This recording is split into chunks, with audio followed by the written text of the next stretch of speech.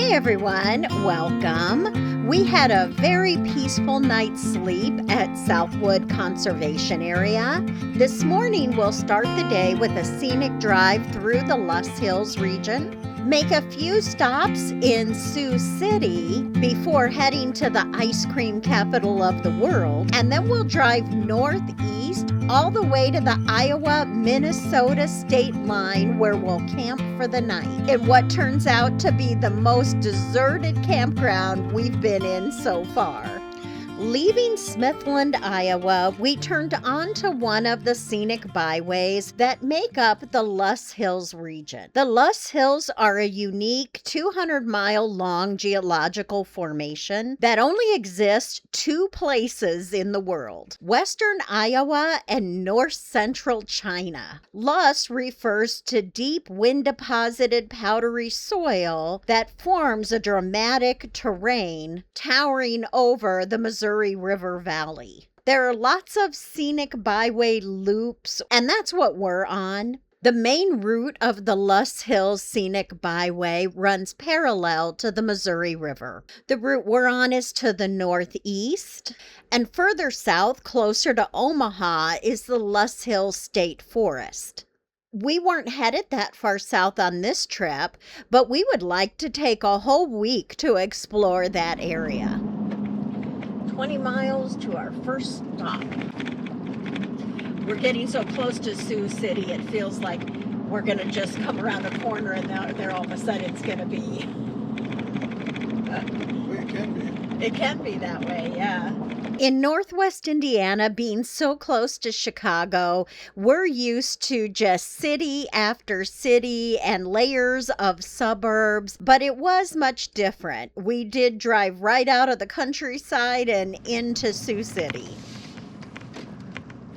Maybe you should pull in here. Probably. Just to be safe. On the map, it looked like you could go up there and there was a turnaround. But I see they've got equipment up there, so. This is the Floyd Monument, which marks the gravesite of Charles Floyd. Floyd was the quartermaster for the Lewis and Clark expedition and died on the journey. He was originally from Kentucky, but was buried here next to the Missouri River. Eventually, though, as the river eroded the hillside, they became concerned about his gravesite, and so he was moved further inland, and then this monument was erected. The monument was completed Memorial Day 1901. We're here the day before Memorial Day 2026.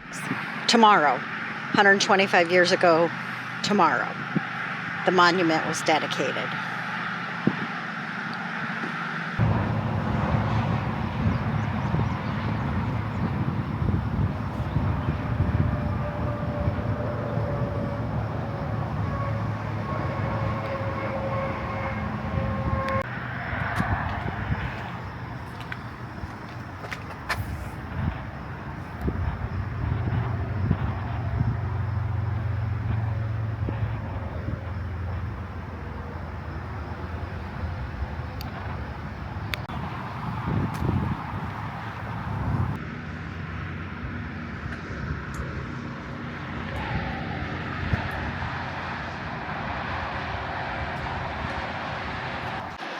So imagine this back in the 1900s when the obelisk was built and dedicated and there wasn't an interstate.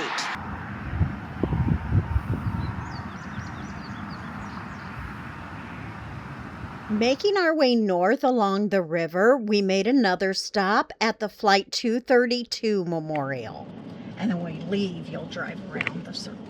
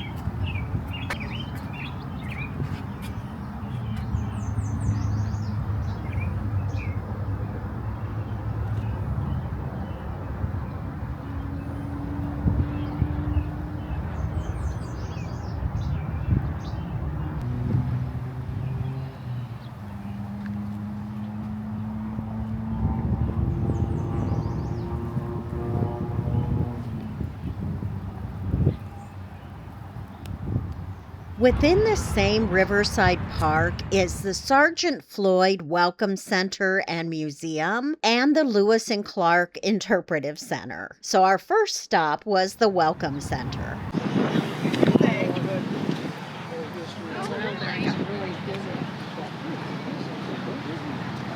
The museum is free, but they do accept donations. There were a lot of interesting displays. You do get to see all 3 floors of the vessel.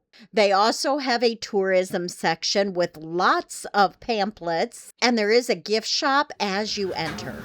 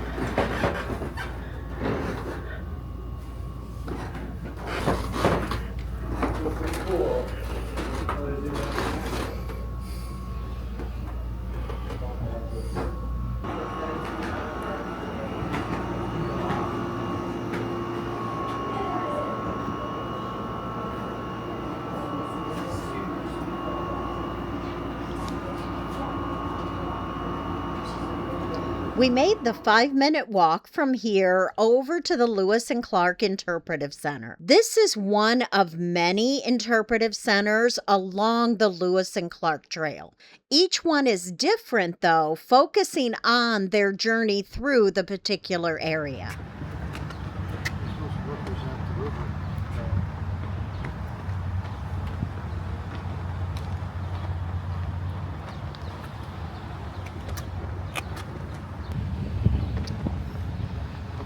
The Interpretive Center is free to enter as well. We thought this museum was really well done. They have animatronic figures that they warn you about when you walk in. Some people have been startled by them, I guess.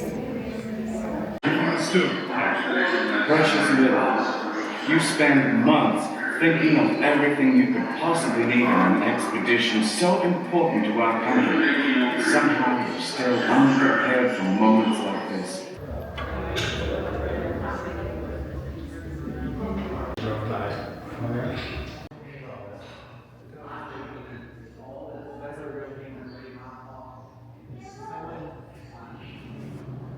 Was born to be the slave and body servant of the young William Clark. In 1803, Master William Clark was contacted by his old friend Meriwether Lewis to help command an expedition to find a route to the ocean out west.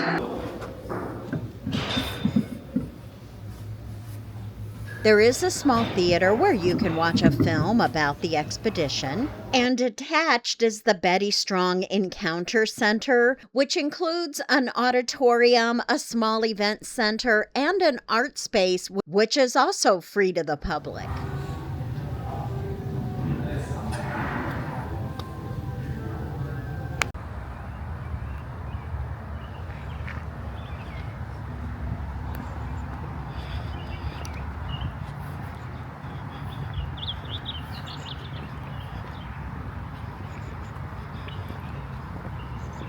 Oh, I didn't see the little ones.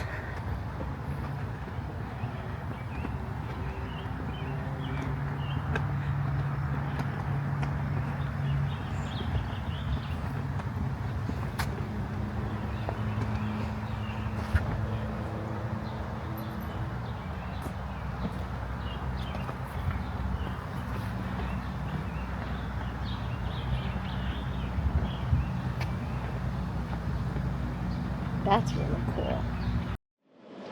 Okay, baby, we're off to the ice cream capital. Woohoo! Out of the way, kid! We headed northeast about a half an hour to Lamar's, Iowa, also known as the ice cream capital of the world. This is home of Blue Bunny ice cream. Fred Wells Jr. started the business in 1913 delivering milk. He partnered with his brother Harry Wells in 1925 to start the Wells Ice Cream Company. It was very successful, and in 1929, they sold it to a competitor, and the proceeds helped them survive through the Depression years. Even though they'd sold the company, they didn't stop making ice cream.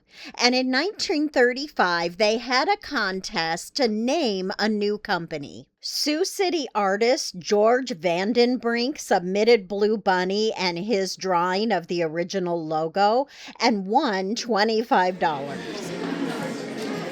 I got coffee and mint chocolate chip. What did you get?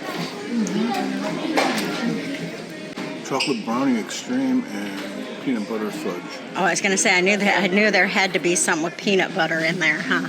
This small town makes more ice cream than any other place in the world. From here, we headed about an hour northeast to the highest place in Iowa. So I was thinking while we've been driving, like the last half hour, this is the highest point in Iowa, but the last half hour has been the flattest Iowa we've seen. Being Memorial Day weekend, we were worried there might not be any spots, but turned out that wasn't a concern. All kinds of space. Yay! One person here. They're probably a campground host or something. Be sure to join us for Wednesday's video if you'd like to know more about this campground and about the highest point in Iowa, which is right across the street. We hope you enjoyed coming along with us today. Thank you so much for watching, and we'll see you in the next one.